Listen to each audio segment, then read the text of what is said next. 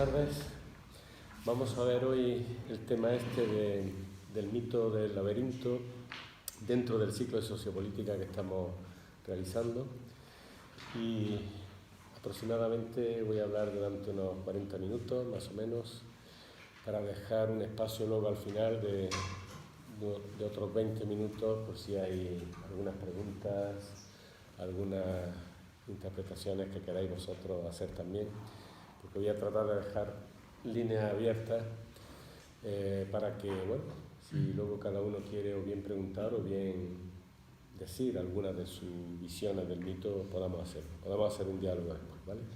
Y a las 9 más o menos cortaremos y terminaremos la charla.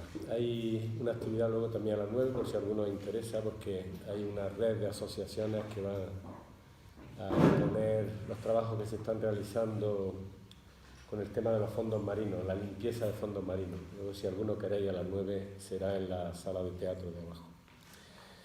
Muy bien. A ver, la charla la voy a dividir en 3 partes.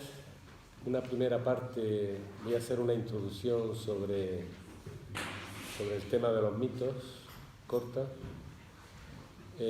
La segunda parte vamos a describir el mito tal cual, el mito de Teseo y el laberinto. Y en la tercera parte vamos a tratar de ver algunas de las interpretaciones que podemos dar a este mito, ¿vale? Y ahí abriremos luego ese coloquio o ese diálogo, ¿vale? La palabra mito quiere decir relato. Relato, cuento, leyenda, historia, ¿vale? Eso es un mito. Y hay diversas acepciones. Voy a mencionar 3 que nos van a interesar, de esas 3 una especialmente. Pero bueno, es una palabra que está abierta y tiene muchas interpretaciones.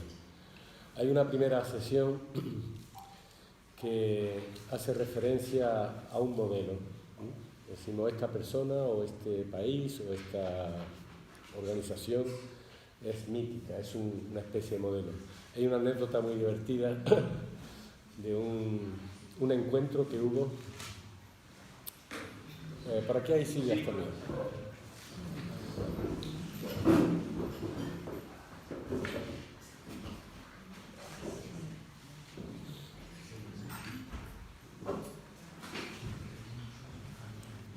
Estoy haciendo la introducción al término mito. Y una primera sesión de un mito como un modelo, bien sea referido a una persona o sea referido a otro tipo de cosas, ¿no? Más grandes. Hay una anécdota, decía, muy divertida, de un encuentro que hubo casual entre un torero mítico, esa es la palabra, Juan Belmonte, con nuestro querido Ramón de Valle Inclán, donde Ramón le dijo al torero, a Belmonte, don Juan, es usted casi un mito ya, todo el mundo habla de usted, solo le falta morir en la plaza. Y el torero, Belmonte, le contestó, en eso estamos, don Ramón, se hace lo que se puede, se hace lo que se puede. Es decir, mito como modelo. Ese término sigue estando presente en nuestro vocabulario habitual, ¿no? Hay otra sección de mito como algo que es falso, algo que tiene mitad verdad, mitad mentira, ¿vale? Y esta sección de mito es algo a la que le temen muchísimo los historiadores, porque un historiador, cuando se enfrenta a narrar un hecho que ha sucedido hace tiempo o no hace tanto tiempo, se va a encontrar con que es muy difícil narrar qué ocurrió de verdad, porque si recurre a gente que vivió eso, sabe que va a haber una interpretación implícita, subjetiva de quien narra, ¿no? Y de tal forma que la historia sabemos que siempre, de alguna forma, el mito, es decir, las particulares subjetividades de quien ha vivido o ha observado eso, se juntan a los hechos que realmente ocurrieron, ¿no? Y esas dos cosas son inseparables. De manera que un historiador que pretenda ser de verdad objetivo le cuesta muchísimo trabajo y aún así se reconoce que es muy difícil, por no decir casi imposible, narrar un suceso histórico de qué ocurrió. Esto no ocurre solamente cuando tratamos de enfrentarnos a los hechos que ocurrieron hace mucho tiempo, sino que ocurre diariamente, ¿no? Si 3 o 4 personas de los que estamos aquí viviésemos un suceso determinado y lo estuviésemos viendo esas 3 o 4 personas, seguramente luego cada uno de nosotros interpretaría ese suceso de una manera diferente, con ligeros matices, con diferencias, ¿no? Y esa acepción también se le llama actualmente mito, es decir, la historia de alguna manera es inseparable del mito, de las particulares subjetividades de cada uno a la hora de vivir los hechos. Y una tercera sesión que recojo, que es la que nos va a interesar, habla de los mitos en general como narraciones maravillosas fuera del tiempo, es decir, in illo tempore, al principio de los tiempos, y que están de alguna manera protagonizadas por personajes de carácter divino o heroico. Y a esta definición es a la que nos vamos a sujetar para tratar de profundizar en este mito del laberinto, ¿no? Hay mitos que narran, los mitos en general narran el origen de las cosas importantes, los mitos en esta sesión, ¿no? Aunque narran diferentes cosas. Hay mitos cosmogónicos porque narran el origen del cosmos, el origen del mundo o el origen del hombre, antropogónicos. Hay mitos etiológicos porque narran el origen de una ciudad, de un pueblo, de un territorio. Por ejemplo, hay un mito sobre el origen de Granada, ¿no? Muy interesante, con la diosa Nata, que narró y conservó Alfonso X el Sabio. Hay mitos narrativos que narran las hazañas de los héroes, sus correrías, ¿sí? Y también hay mitos escatológicos, que de alguna forma el que vamos a narrar pertenece a esta categoría porque narra los viajes de esos héroes o esos dioses al submundo, al mundo de los infiernos, al mundo del Hades, al mundo subterráneo. Siempre los mitos han estado presentes en todas las civilizaciones tradicionales, en todas. En el mundo occidental, cuando aparece la Edad Media, con la caída del mundo clásico, de alguna forma los mitos van a seguir estando, los mitos con los símbolos que contienen van a seguir estando, si bien de alguna manera bajo el control del mundo cristiano. Y cuando aparece el Renacimiento, ese primer Renacimiento en el siglo XV, va a haber una gran explosión mítica, es decir, se van a recuperar de la antigüedad clásica toda esta tradición mítica del mundo oriental y también grecolatino, especialmente, ¿no? Va a haber una profundización enorme y una explosión del significado de los mitos, de interpretaciones de esos mitos, ¿vale? Pero con la caída del Renacimiento, cuando se da paso a ese otro proceso de visión del mundo que se va a llamar después el racionalismo, se empieza a dejar de lado este mundo de la imaginación, de los símbolos y de los mitos. Como que ese racionalismo que empieza a finales del XVI descarta de los planes de estudio en las universidades del momento, primero en Inglaterra, pero después va a ser en Francia y en todos los países europeos, se va descartando el estudio de la imaginación, que tan importante fue en el mundo antiguo y también en la Edad Media, la imaginación con todo lo que conlleva, ¿no? Y los mitos empiezan a perder fuelle porque en esa visión racionalista que se va imponiendo no entra, es decir, no cuentan, no saben cómo clasificar ese despropósito, esas historias que no vienen a cuento, ¿no? Que no son racionales y por lo tanto se les va de alguna forma apartando en general al mundo, podríamos decir, teológico, al mundo de las creencias, al mundo de la superstición, ¿no? El racionalismo va entonces a excluir en líneas generales ese estudio y vamos a tener que esperar hasta finales del siglo XIX para recuperar la importancia de los mitos en cuanto que contienen enseñanzas o contienen contenidos importantes para los seres humanos, ¿no?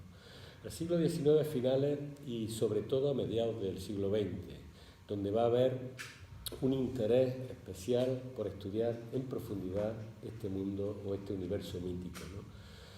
De hecho, se va a generar toda dentro de la antropología, porque son generalmente los antropólogos y los historiadores de las religiones dentro de la antropología los que van a insistir en esto. Se va a crear una rama que se llama así, se llama la antropología del imaginario, y que va a dar luego lugar, sobre todo en Francia, a toda una línea de trabajo respecto de ese universo mítico, ¿eh? Y bueno, y toda la hermenéutica que va a venir después viene de esto. Esta revitalización o este interés por el estudio de los mitos va a repercutir enormemente en muchas ramas del saber, ¿no? Hasta tal punto que, bueno, se va a afirmar que ese mundo simbólico es inherente a la conciencia del ser humano, que no se puede descartar aunque queramos, que es inherente a nosotros, que existe y que podemos de alguna manera expulsar todo ese mundo mítico, antiguo, pagano, religioso, etcétera, pero que va a seguir funcionando exactamente igual que antes el fenómeno de los mitos. Y que lo único que si en lugar de poner como elementos míticos esos héroes o esos dioses de las mitologías antiguas, pues bueno, vamos a poner en su lugar otros elementos más prosaicos, pero el fenómeno va a seguir existiendo. Es como si los seres humanos tuviésemos una necesidad vital de explicarnos el mundo, de tener una concepción del mundo y del hombre, del origen del mundo y del hombre, que no nos pueden dar otra cosa que no sea realmente un mito. Necesitamos tener una visión del mundo. Tal vez de los pocos seres humanos que a lo mejor no tienen esa necesidad puedan ser los filósofos que por esa ansiada búsqueda de la verdad de alguna manera se contentan con dejar esas preguntas abiertas y no tener asentado un modelo del mundo. Bueno, esa reivindicación de los mitos ha hecho que, de alguna forma, podamos entender que todos los mitos están diciéndonos algo. Hay como un nivel de conciencia en los seres humanos que necesita para acceder a determinadas enseñanzas algo que no sea meramente o exclusivamente racional. Esa es un poco la idea. Esto es lo que van a tratar de explicar por activa y por pasiva los grandes mitólogos del siglo XX, los grandes historiadores de las religiones. Es como si determinados elementos del mundo de lo sagrado, es decir, del mundo de lo invisible, no los vamos a captar a través de la racionalidad y de la lógica, sino que necesitamos otro tipo de nivel, otro tipo de captación, un poco por encima del exclusivo nivel racional. Esa es un poco la idea. De manera que los mitos en general nos van a permitir acceder a estados de conciencia o a enseñanzas que no entran por lo racional, por lo lógico, sino que entran por otra vía, impactan en nosotros por otra vía. Nos permiten aprender elementos o preguntarnos cosas que no son meramente un discurso racional. ¿Sí? Esa es un poco la idea general. Pasamos ahora a describir el mito. Lo voy a relatar de forma reducida porque, como todos los mitos, hay muchas interpretaciones. Una de las cosas que quedan claras por parte de estos historiadores de las religiones y de la antropología del imaginario, hay dos cosas muy interesantes. Una de ellas, que los mitos son polisémicos, es decir, que tienen muchas interpretaciones y cada uno va a acoger aquella para la cual está preparado o le interesa. No hay una única interpretación de un mito, pueden ser diversas, pueden ser variadas.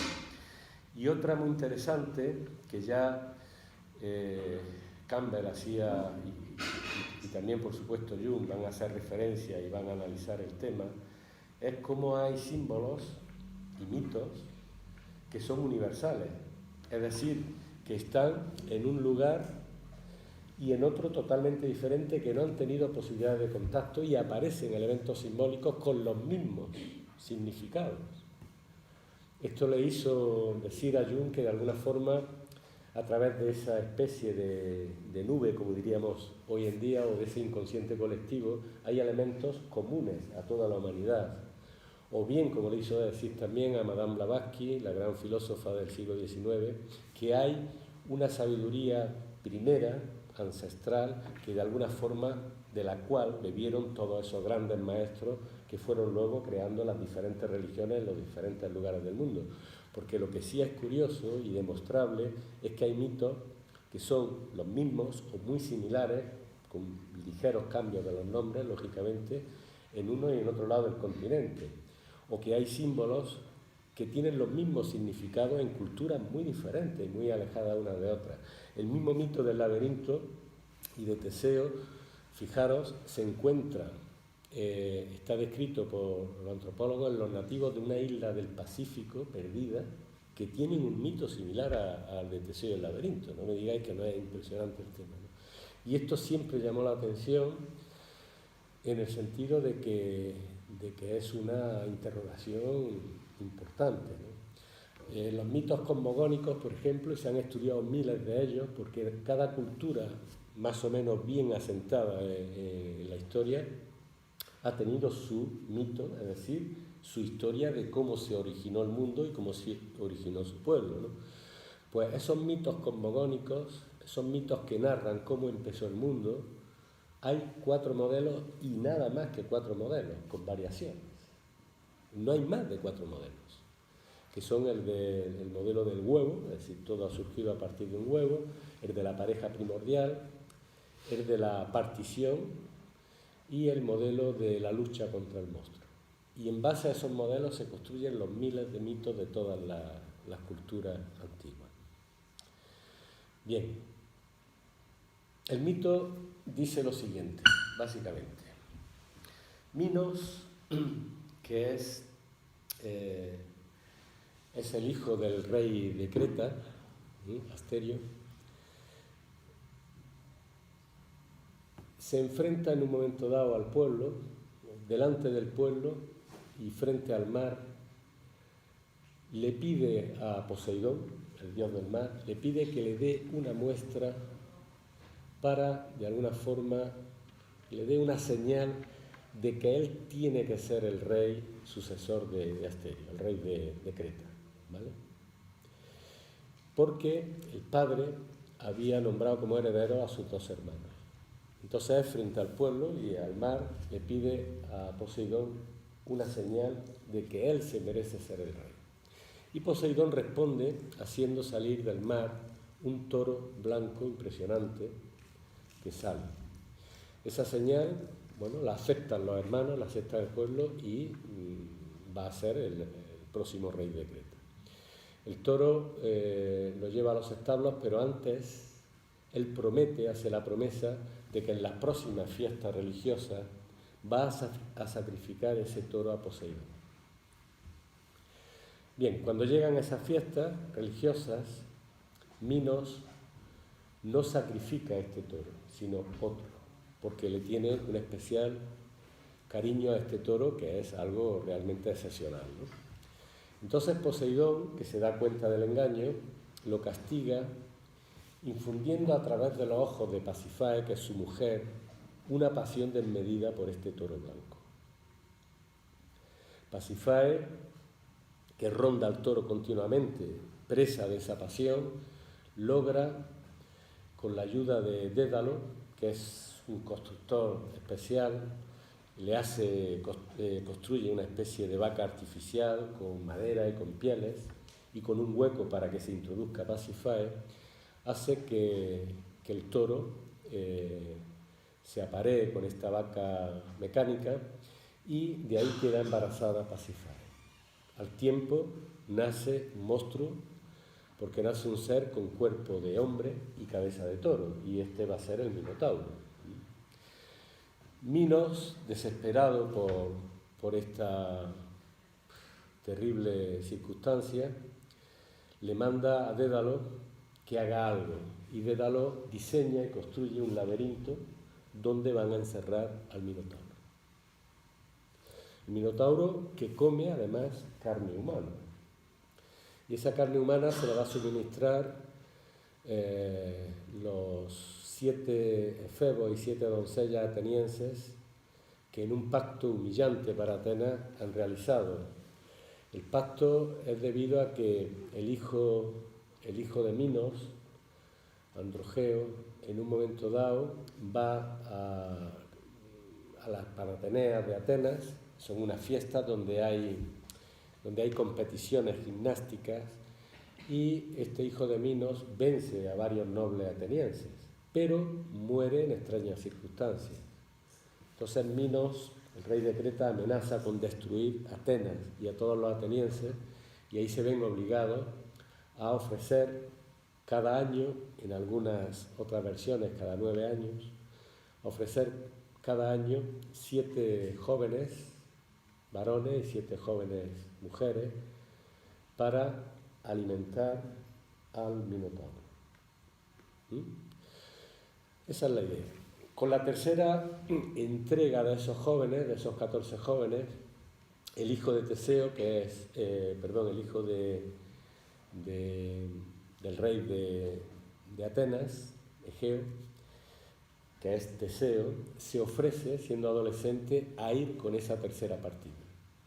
Se ofrece como víctima para ese sacrificio, con la intención de matar al Minotauro, porque también se sabe que aquel que logre matar al Minotauro, de alguna forma, logrará que esa afrenta terrible para Atenas cese.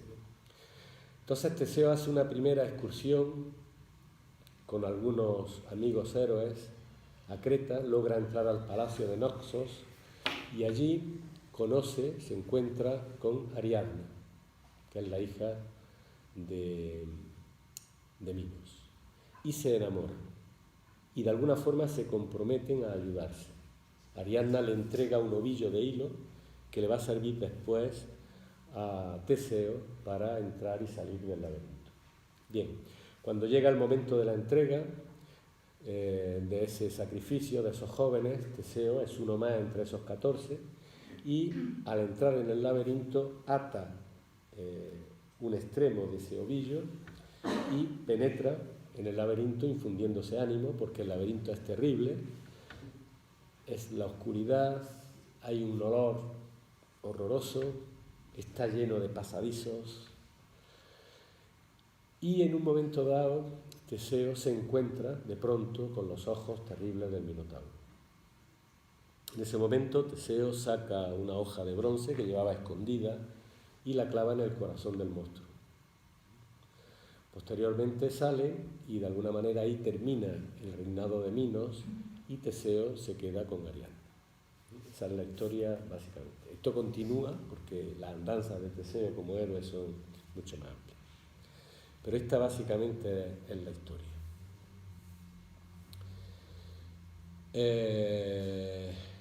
¿Hasta aquí? ¿Alguna pregunta? Bien. ¿Qué podríamos indagar sobre las diferentes interpretaciones? Ahora nos vamos a meter en lo interesante. Hemos dicho antes que los mitos son polisémicos, hay muchas interpretaciones, lo interesante es que cada uno de nosotros podamos ver qué nos dice, pero yo voy a aportar algunas líneas diferentes. En principio hay que tener en cuenta la división no solo en el mundo griego antiguo, sino prácticamente en todas las culturas, en todas las civilizaciones que han tenido un corte iniciático, religioso. Siempre va a haber como 3 mundos, 3 esferas, 3 niveles. Un mundo terrestre, en el mundo griego gobernado por Poseidón, donde vivimos con los sentidos, percibimos con los sentidos físicos, donde vivimos todos, pero hay también un segundo mundo, que es un mundo subterráneo, en el mundo griego regido por Hades. En cada una de las otras civilizaciones siempre hay un dios que rige este mundo también. Es un mundo oscuro, es un mundo invisible porque no se ve, pero es un mundo al que en todos los mitos de héroes o de grandes personajes de la humanidad los grandes iluminados, de alguna forma han tenido que bajar para vencer algo, para vencer al monstruo en algunos casos, para vencerse a sí mismos en otros, para pasar unas pruebas de paso en otros, antes de conquistar el mundo celeste, que es el tercer mundo, y que en la mitología griega está regida por Zeus.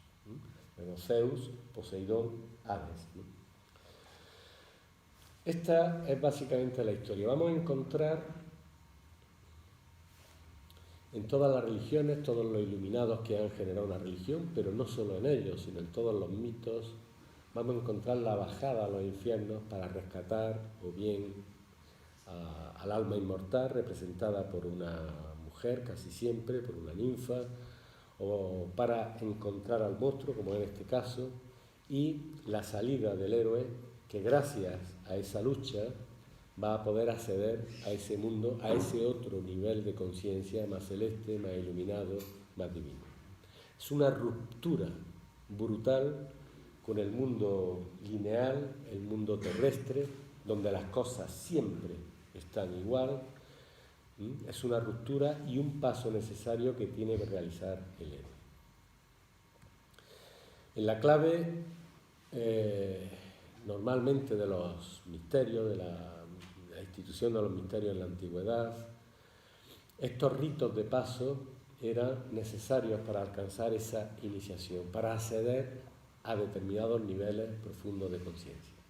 En todas las tradiciones vamos a encontrar o bien cuevas o criptas o laberintos subterráneos, como los propios laberintos que tenemos y que podemos visitar de algunos lugares que nos quedan, donde se celebraban estos ritos. Por ejemplo, en Roma quedan por lo menos 2 o 3 intactos prácticamente, donde se celebraban los misterios de Mitra. La iglesia de San Clemente, por ejemplo, está impecable.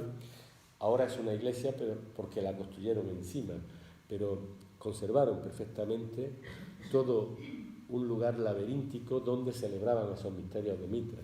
Pero tenemos también laberintos o criptas subterráneas con pasadizos, por supuesto, en el antiguo Egipto y también en la América precolombina. Javier recordará, porque hemos estado visitándolo allí, el templo en Perú, ¿no?, de Chavín, donde debajo del templo hay también un laberinto subterráneo de paredes muy estrechas. Es muy curioso, ¿no? Es como que todos esos ritos de paso iniciático requerían un antro, un lugar oscuro, donde ese ser humano que va a ser de alguna forma iniciado en esos misterios va a tener que pasar esas pruebas. Si llevamos esto al interior del ser humano, que es la clave psicológica, y tal vez la clave que más nos interesa, en nosotros mismos habría estos 3 niveles. Tendríamos un nivel de nuestra conciencia, digamos, normal, habitual, la que vivimos cotidianamente, pero habría un nivel más profundo. Este es, digamos, el tema que más ha interesado a quienes han hecho interpretaciones de tipo psicoanalista, ¿no?, a los psicólogos, ¿no? Si hay un nivel en nosotros profundo al cual no accedemos habitualmente, pero que está, esa especie de inconsciente, como diría Freud o el mismo Jung, donde guardamos elementos que no hemos todavía digerido, que no hemos masticado, pero que están ahí y que se dejan ver, es decir, que se manifiestan normalmente en forma de imágenes o en forma de sueños, de diferentes maneras. Es como si hubiera en nosotros un nivel profundo al que no tenemos acceso voluntario, pero que sin embargo está. Este sería ese mundo subterráneo en nosotros mismos, ¿no?, y que de vez en cuando se expresa, siempre de forma simbólica, siempre. Pues como de la misma manera, decían los habitantes de Noxos, se expresaba ese minotauro dando unos berridos terribles que hacía que el mismo palacio de Noxos y también la ciudad temblara.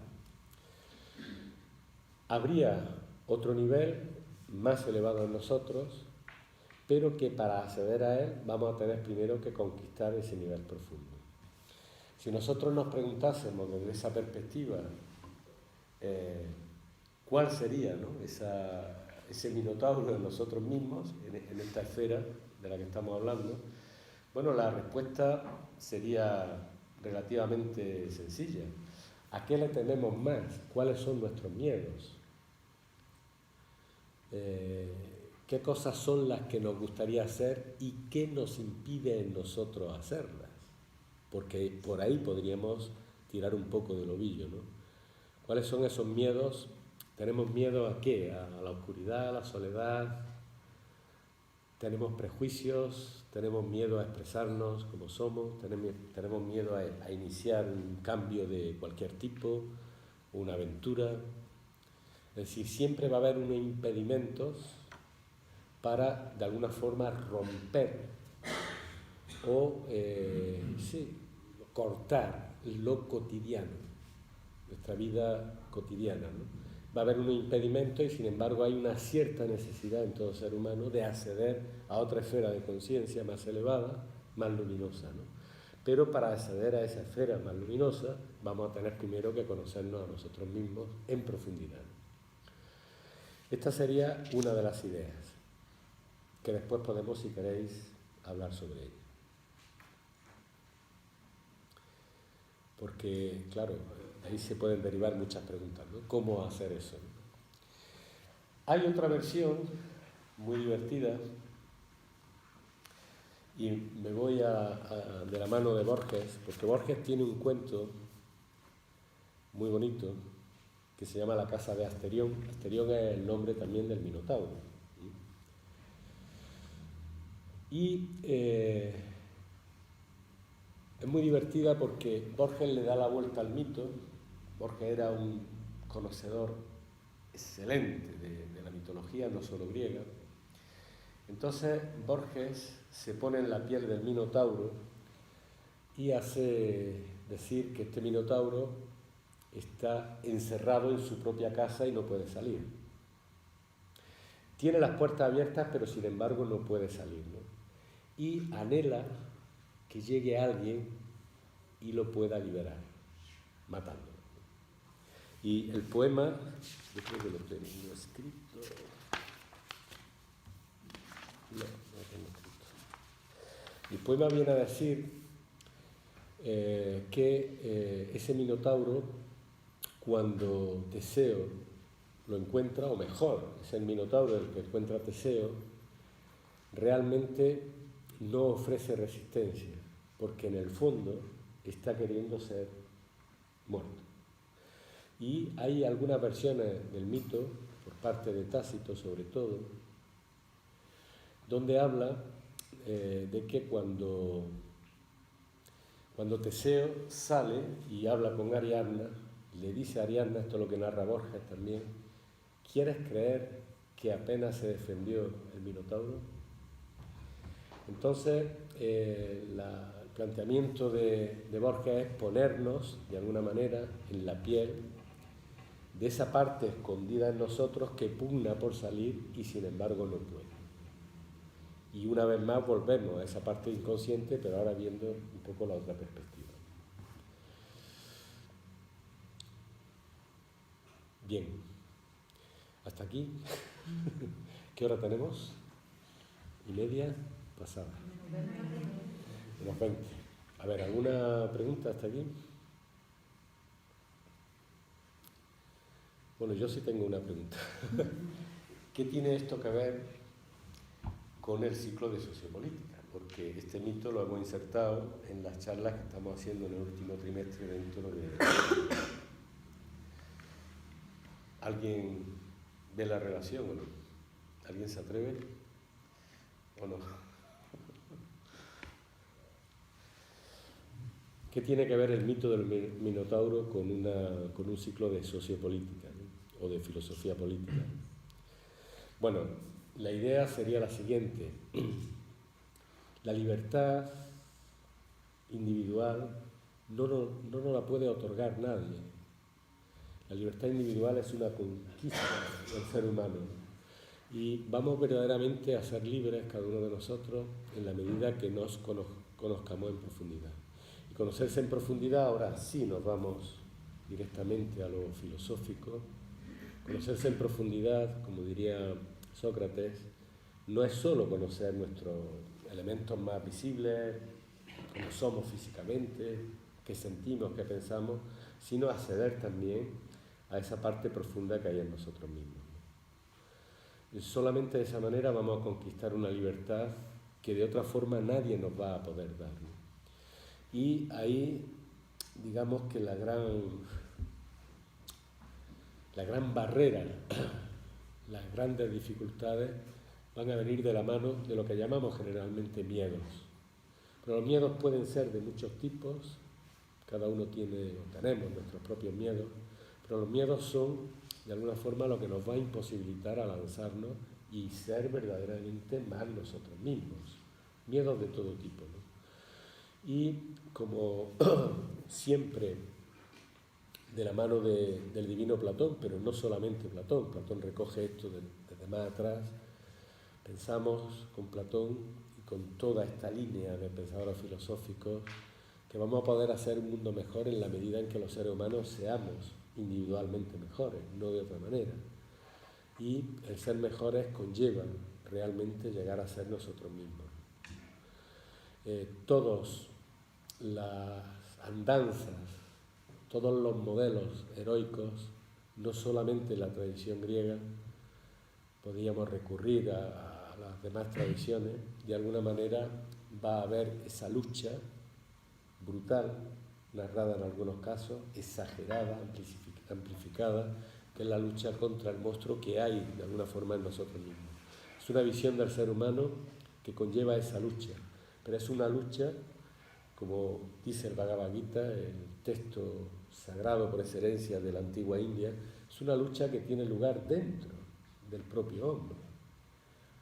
Es verdad que hay otras claves sociológicas, porque la lucha también luego se da en las sociedades humanas, pero primero se da en el ser humano, y de hecho se da en las sociedades porque está también el ser humano. Esa lucha por ser, es una lucha por ser uno mismo, y es una necesidad de vencer esas tendencias o esos miedos que nos impiden realmente lanzarnos y ser nosotros mismos. Esa es la idea. No vamos a poder construir una sociedad de seres humanos libres y auténticos si no hay un trabajo interior de uno para consigo mismo. Y en esos elementos son los que nos pueden ayudar este y otros mitos, porque los mitos siempre han estado configurados como modelos a seguir por los seres humanos, cada uno a su nivel. Es decir, de alguna forma los mitos van a representar modelos en ese sentido. Los mitos heroicos dan elementos donde, con la debida adaptación de cada cual, uno pueda tener algo, un modelo a seguir. La ruptura o la eliminación de esos mitos, de esos modelos heroicos, como he dicho antes, como el mecanismo simbólico sigue actuando porque es inherente al ser humano, lo que hemos hecho es sustituir esos modelos sagrados, esos modelos elevados, esos modelos de héroes que dan elementos a seguir, normalmente con valores morales, etc., lo hemos sustituido por otros modelos que son profanos. Hemos sustituido modelos sagrados por modelos profanos, de manera que sigue actuando el mismo mecanismo simbólico, pero ahora nuestros modelos han cambiado. Puede ser un futbolista, o puede ser un conductor de coches de carreras, o puede ser un personaje que realmente no es un modelo en ese sentido mítico. Bueno. Una pregunta. Venga. ¿Llevaba Teseo en su misión, en su progreso en el laberinto, llevaba una especie de hacha o algo así, con un doble filo?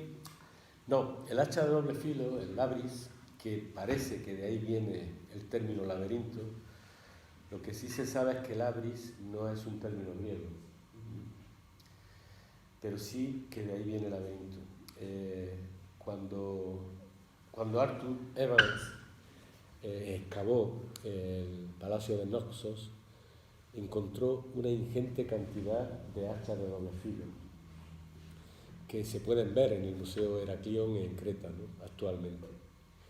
Entonces el hacha de doble filo está muy ligada a la cultura cretense, a la cultura minoica, y tiene una representación muy clara, porque en otros mitos, no en este, porque no se cuenta en el mito cómo construye Dédalo el laberinto, pero en otros mitos egipcios los laberintos están hechos con un hacha de doble filo.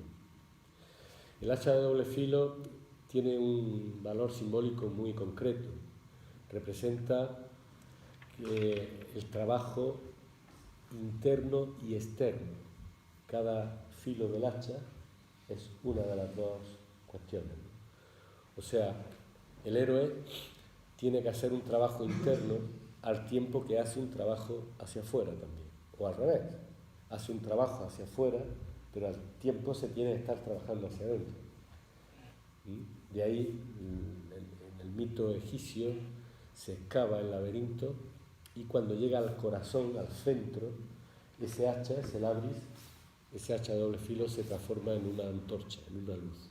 Y con esa luz sale por el laberinto que él mismo ha excavado. El sentido simbólico es relativamente claro, es decir, a través de las acciones no solo externas, sino internas, es que vamos a llegar a nuestro centro, a nuestro corazón profundo. Y ahí se encenderá esa luz que representa de alguna manera ese otro estado de conciencia más elevado, más celeste,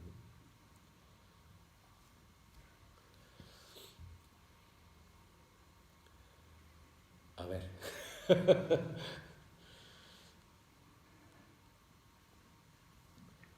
Claro, es que esas acciones internas son esa parte de reflexión, ¿no? O sea, cuando esa persona se plantea cosas sobre sí mismo, ¿no? Deja a un lado esos miedos, esos pensamientos adquiridos, esos condicionamientos, ¿no? Y eso no llega a ser real hasta que tú no lo materializas, ¿no? Hasta que no llega a ser expuesto de una manera externa, digo yo, ¿no? Muy bien. Sí, el trabajo hacia adentro, vamos a hablar de eso un poquito, es difícil. Porque nosotros estamos en dos mundos, es decir, hay un mundo de nosotros hacia afuera, que todos conocemos, nos estamos desenvolviendo en él, trabajando, luchando. Y hay un mundo de nosotros hacia adentro. ¿Sí o no? Está claro, es decir, si uno cierra los ojos, ¿qué hay dentro?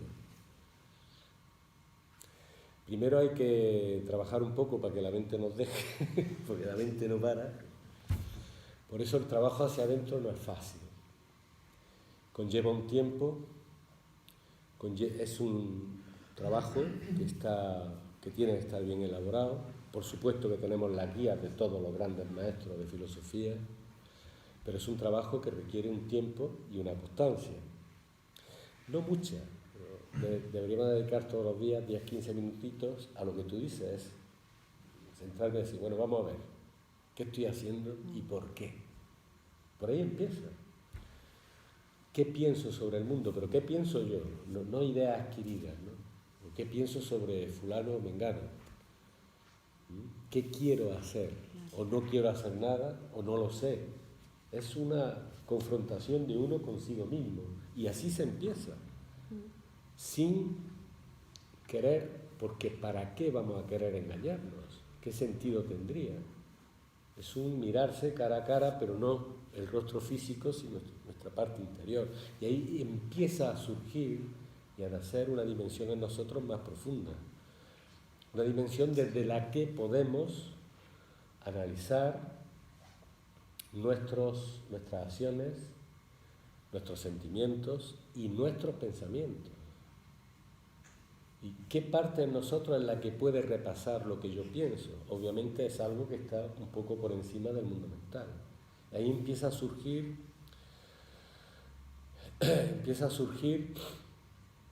ese ser que hay en nosotros, que no es ni nuestro mundo físico, ni nuestro mundo psicológico de deseos o de sentimientos, ni siquiera nuestro mundo mental lineal. son hacerse las grandes preguntas sin necesidad de juzgar ni de machacarnos, simplemente preguntarse y centrarse, ¿qué estoy haciendo y por qué? Así empieza ese viaje interior.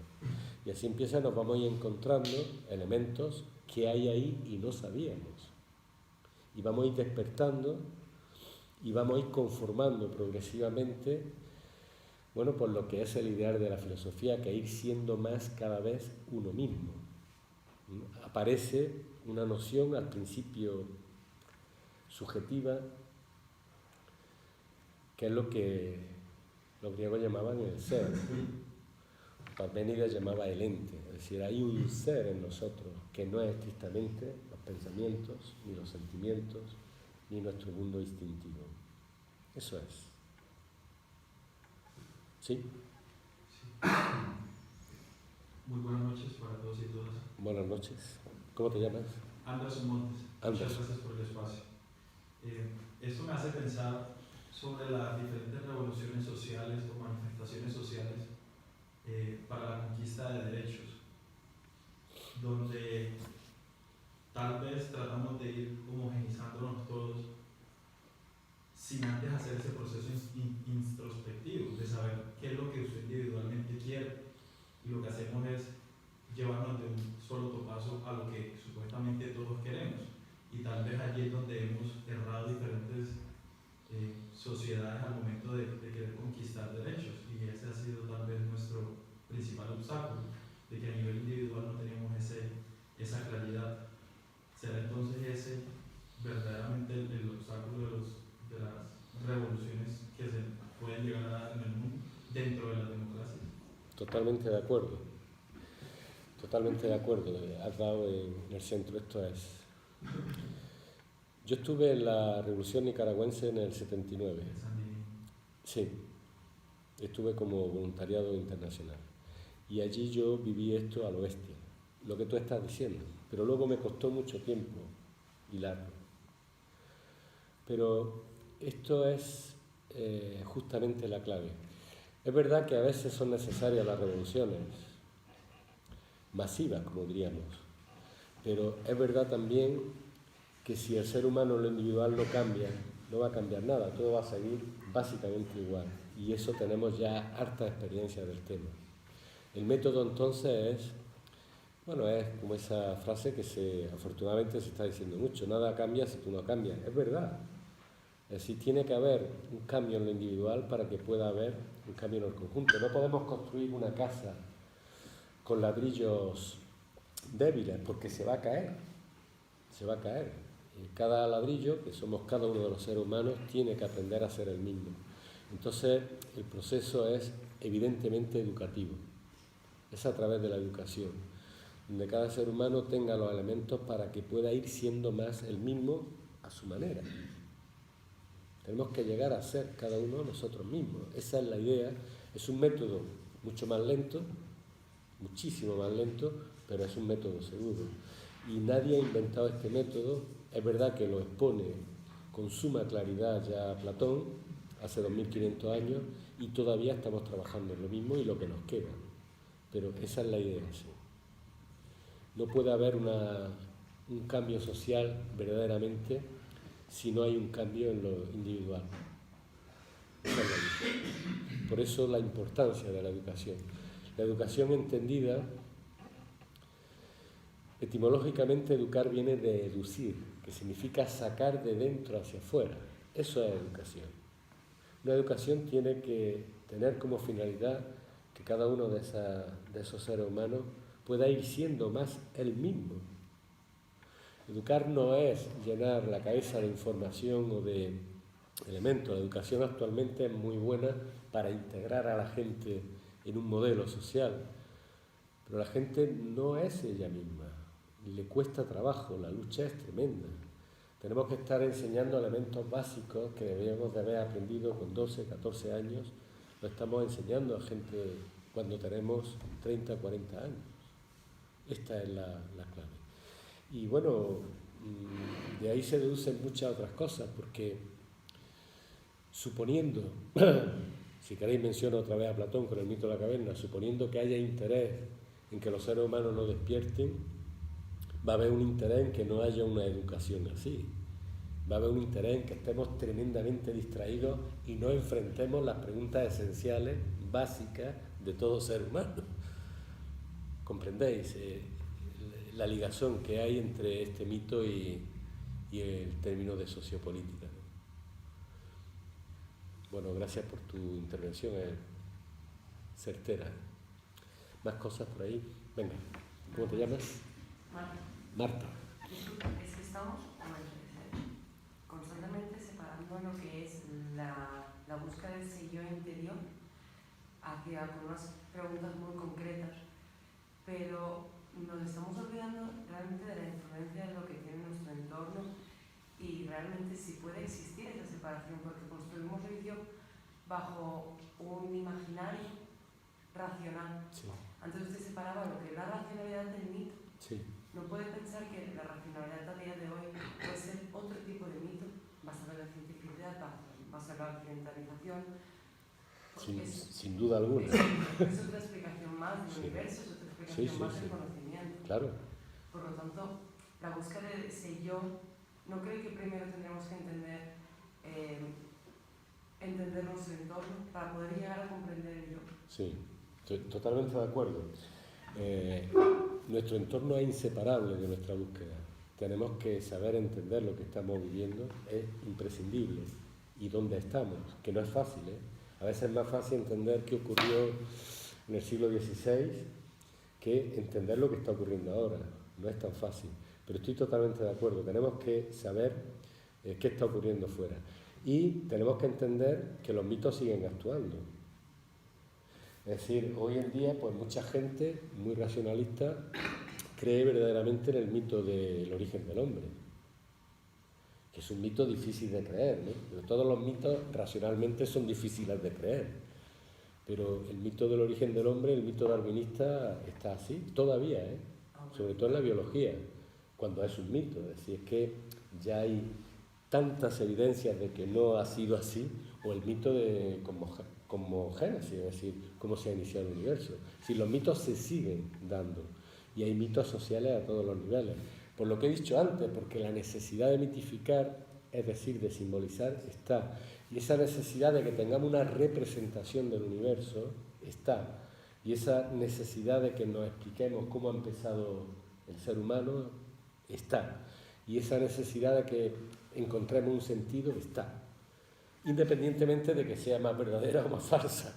Como la necesidad está, cada uno se agarra a lo que pueda. Entonces estoy de acuerdo contigo en que tenemos que saber contextualizar dónde estamos, en qué mundo nos estamos moviendo. Pero no es fácil eso, no es fácil. Y enfrentarnos a nosotros mismos con las preguntas esenciales sin querer contestarlas, esto es muy importante. La filosofía es más saber preguntarse que no tratar de encontrar respuestas. Las respuestas absolutas nunca van a aparecer. Van a aparecer pequeños escalones de respuesta en la medida que indaguemos. Pero no es necesario ni juzgar ni querer respuestas rápidas. Simplemente centrarnos, ver dónde estamos. ¿Qué sé y qué no sé? Y aunque qué sé sea una o dos cosas, no pasa nada. Pero estamos de verdad enfrentándonos. Y qué no sé a lo mejor es todo. Bueno, no, pero ya estamos clarificando elementos. No que normalmente en ese nivel plano, de esa realidad sensitiva que he mencionado antes, creemos que sabemos muchas cosas, pero en realidad sabemos muy pocas. El mundo actualmente, además, nuestra cultura nos hace tener la ilusión de que somos muy sabios, sabemos muchísimas cosas, tenemos muchísimos conocimientos, pero si profundizamos no es tanto. Nos creemos mejores porque podemos viajar en avión muy rápido, pero ¿quién sabe cómo funciona un avión aquí, no? O porque podemos hablar con móvil, pero ¿quién sabe cómo funciona un móvil? Podríamos hacer un móvil. Es decir, utilizamos elementos que nos da la ilusión de que estamos muy, muy avanzados, pero el avance real no es un avance de elementos tecnológicos o de parafernalia, ¿no? El avance real es otro. es llegar verdaderamente a conocernos a nosotros mismos. Si es verdad, como dicen todas las tradiciones de corte trascendental y todas las escuelas de filosofía, si es verdad que hay en nosotros algo inmortal, si hay una chispa de luz en nosotros profunda, si eso es verdad, la tenemos que descubrir. La conciencia de esa parte o de ese ser en nosotros es fundamental. No podemos dejarla escapar, ¿no? Por lo menos indagar, ¿no? Hay niveles de conciencia más profundos en nosotros, es muy importante saber eso. Hay dimensiones en nosotros desconocidas, esto es muy importante. No necesitamos grandes parafernalias para indagar esto. Lo único que necesitamos es distraernos un poco menos, porque tenemos un mundo que nos distrae permanentemente, no por casualidad, ¿no? Entonces sigue habiendo mitos y sigue siendo muy importante saber en qué realidad estamos viviendo. Sí, estoy de acuerdo, Marta. ¿Más cosas? Quizá también respecto a lo que has dicho, Marta, es verdad que tenemos que conocer el entorno, pero es que es imposible conocer el entorno si no nos conocemos un poco a nosotros, porque el entorno es lo que aprendemos por lo que supuestamente, por la educación, por lo que vemos, por tal, pero si no te conoces a ti mismo, nunca vas a saber cómo tú ves eso, simplemente vas a ver el entorno según tus creencias, tu cultura, tu ideología, tus padres, cómo te has criado, cómo vives, cómo... Pero también te puedes conocer a ti mismo con esas relaciones. Krishnamurti hablaba de eso, ¿no? Del conocimiento de ti mismo a través de las relaciones, y en la que cuando sucede cualquier cosa hay como una incomodidad, esa incomodidad que te provoca cualquier situación es en la que tú te tienes que plantear por qué me pasa esto, ¿no? ¿Cómo me estoy sintiendo? Yo creo que esas relaciones, o sea, no es primero conocerte a ti mismo, yo creo que es algo que va de la mano siempre, no ¿no? digo que sea primero ni incluyente, sino que es tan unido que es imposible disociarlo, vamos. Pero ¿crees que podemos llegar a ser objetivos? Con nuestros pensamientos, sentimientos, visiones, acciones, por mucho que nos conozcamos, estamos subyugados también a nuestras realidades culturales y sociales. Claro. Entonces, analizar tu yo sin entender que ese yo está construido bajo un imaginario social y cultural, cuando es muy fácil, cuando empezamos a reflexionar sobre el amor, ¿qué es el amor? ¿Qué sentimos hacia quién o hacia mí? Pero es que este amor está creado bajo un imaginario que a ti te han enseñado que el amor es de esta manera. Y si no, miramos las películas de Disney, cómo se representa el amor. Claro, pero hay que ver, por ejemplo, en qué manera está, a qué le llamamos amor, porque el amor romántico es el amor de pareja que puedes ver en Disney. Cualquier otro tipo de amor. Por ejemplo, está el amor en la relación con los demás y el amor a ti mismo. Siempre yo creo que hagas las cosas con este amor, tanto para los demás como para ti, podrás acercarte más a tu centro de ser o a tu centro de conciencia, ¿no? No sé. Sí. O sea, no niego, está claro que el amor es magnífico y hacia nosotros mismos no más. Pero desligarnos de nuestras realidades, sobre todo de cómo nos hemos criado, por ejemplo, yo soy mujer, porque ¿qué significa ser mujer? 2, realmente, ¿qué es el género? Ya, pues nada, es decir, no hay diferencia, realmente hay una unión, es decir, creo yo soy mujer. Sí, pero también tiene una parte masculina, aunque sea mujer. Todos tenemos un femenino y uno masculino, un positivo y un negativo. Pero esto es lo que nos han enseñado. No, bueno, es una filosofía, ¿no? O puede ser que sí. Esto es una explicación más del género. Es una explicación de tus células, de una célula masculina y una célula femenina. Sin un hombre una mujer no puede existir, ni sin una mujer un hombre puede existir. Es decir, la unión es lo ideal. Hacer con una mujer como tal, no sé. Yo creo que estáis haciendo discursos complementarios, porque es verdad, uno no se puede desligar de su entorno, aunque quiera. Y uno tampoco puede ser objetivo de entrada, de ninguna manera. Vamos a ser subjetivos siempre. Vamos a ver las cosas y las estamos viendo desde nuestra propia subjetividad y vamos a vernos a nosotros mismos también, de alguna forma, desde nuestra subjetividad. Pero lo que trato de decir es que hay planos en nosotros, lo que pasa es que esto conlleva, lógicamente, un aprendizaje, donde sí vamos a poder ser, por lo menos, más objetivos respecto de nosotros mismos. Y ahí sí te doy la razón de que en la medida en que nos vayamos conociendo un poco más, vamos a poder conocer mejor también el mundo que nos rodea y a los demás. Son dos cosas simultáneas, no es primero una y luego otra, ¿no?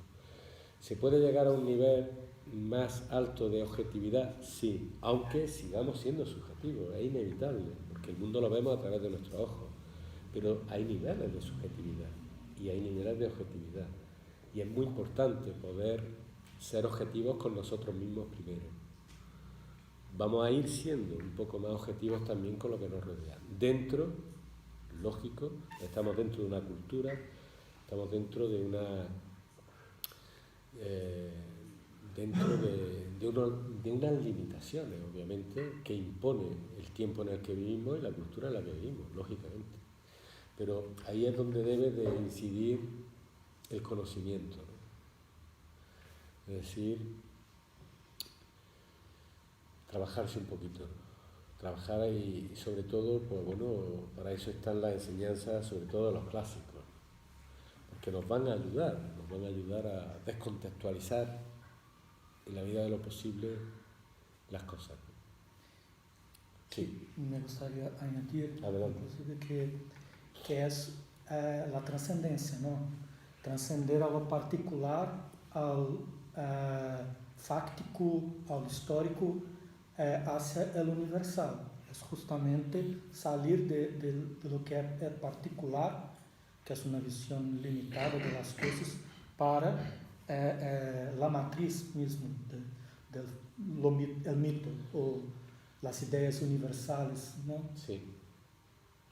Sí, esa es otra de las características también del mito. Por eso los mitos tienen valores inherentes dentro que tenemos que aprender a captar. Los mitos nos dicen cosas, pero no a través de lo racional. Y el mito, muchos mitos buscan esto, buscan una visión universal.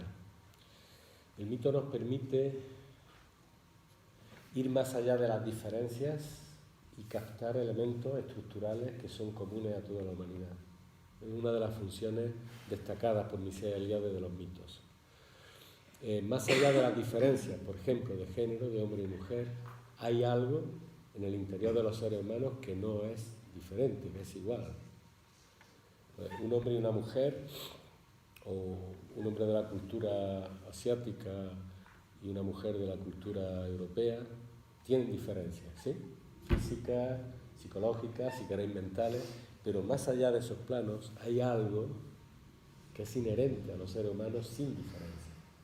El mito accede ahí, pero tenemos que aprenderlo con algo que hay en todo ser humano que no es estrictamente la racionalidad. No sé si esto se entiende. Hay que intuir, hay que desarrollar un poco la intuición. Y no engañarse. Es decir, porque podemos caer en ser tontos y fantasear en lugar de trabajar la imaginación. Sí. ¿Cómo te llamas? Juan Antonio. Juan Antonio. Lo primero, felicitarle por su clara posición y transparente representación, ¿no?, del mito, el deseo y el laberinto. Sobre todo, lo que me gustaría apostillar es esta cosa que se está repitiendo todo el rato, ¿no?, de conócete a ti mismo. Cae con peligro cerca de este regalo o este engaño, esta falacia que te vende el neoliberalismo, ¿no?, de el self-made man, el hombre que se hace a sí mismo, o el emprendedor, o el que innova, ¿no? Entonces, y viene básicamente a sentar el terreno sobre el que se solidifica el individualismo que construye nuestras sociedades, ¿no?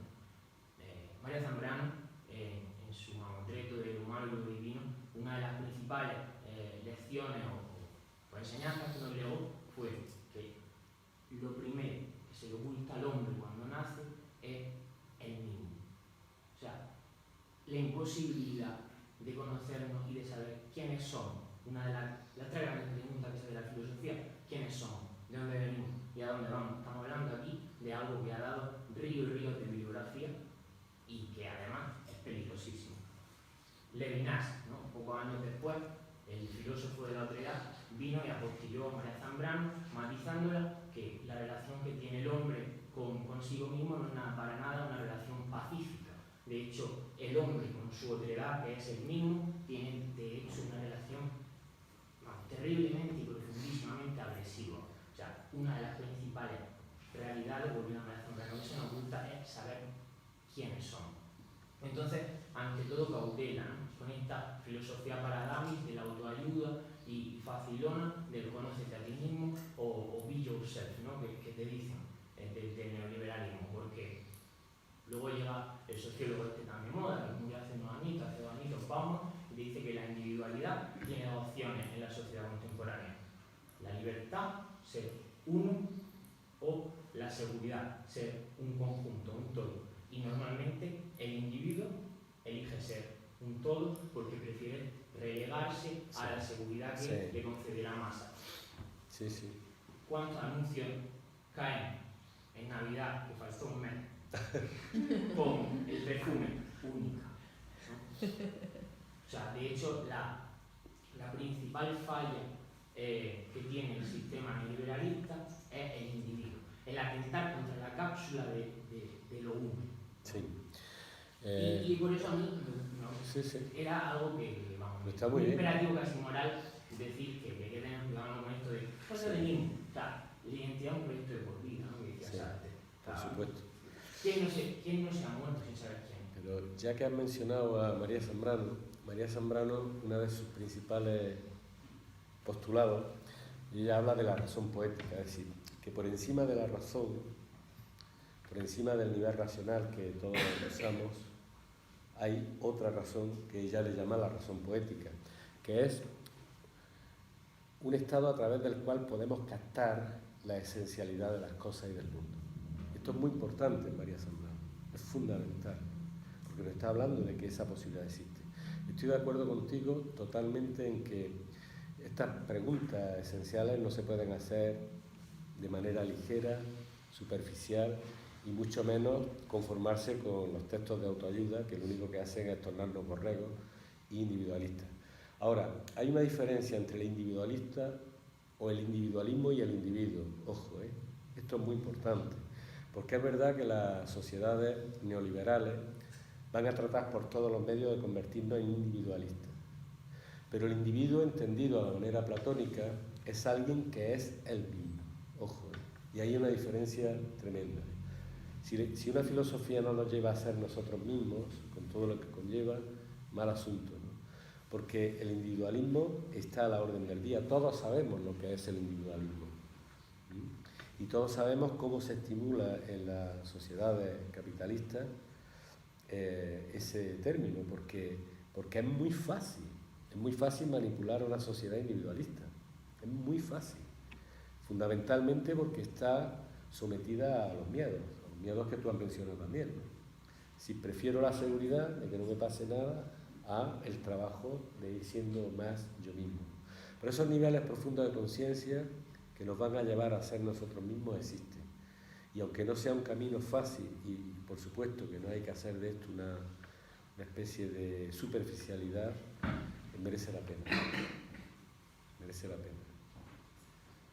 Merece la pena, pero no es un trabajo sencillo. ¿Más cosas? ¿No? Yo quería preguntarle, porque en términos ¿no? el planteamiento del conocimiento de uno mismo, por supuesto que es necesario, ¿no? Y básico, un trabajo importante y serio de introversión, ¿no? De pararse y de mirar hacia adentro, pero capaz mucha gente se para demasiado, ¿no? Digamos que la acción es muy importante, ¿no? En el conocimiento. Digamos que en hacer el camino, en el andar, digamos, también va el conocimiento de uno mismo, digamos, sí. que implica movimiento, claro. Que no implica... claro, es lo que mencionaba ella hace un momento, es decir, en la medida en que uno profundiza en sí mismo, esto se tiene que notar en nuestras acciones. La filosofía no puede ser un discurso meramente intelectual, para nada. Por eso una parte esencial y primera de la filosofía son los valores éticos.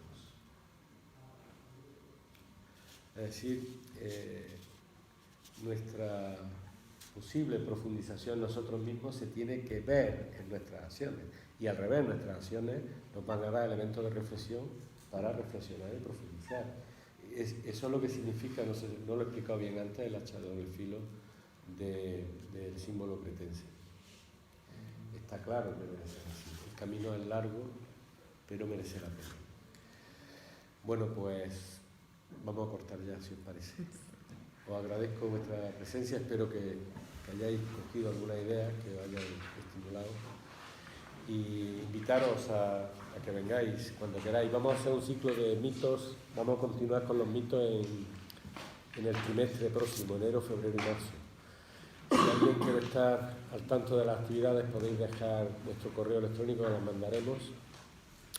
Y si alguien está interesado en la filosofía, pues tomad nota de nuestros cursos de filosofía, porque son realmente, es nuestra actividad genial y maestra, y os va a gustar al que tenga ese elemento filosófico dentro, moviéndose.